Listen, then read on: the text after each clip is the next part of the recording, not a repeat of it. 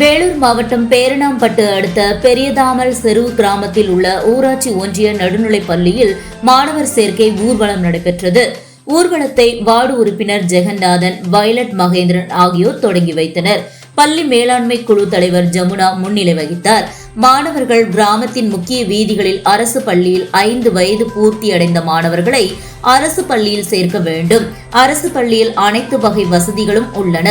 தமிழக அரசு மாணவர்களுக்கு வழங்கும் சலுகைகள் குறித்தும் மாணவர்கள் எடுத்துரைத்தனர்.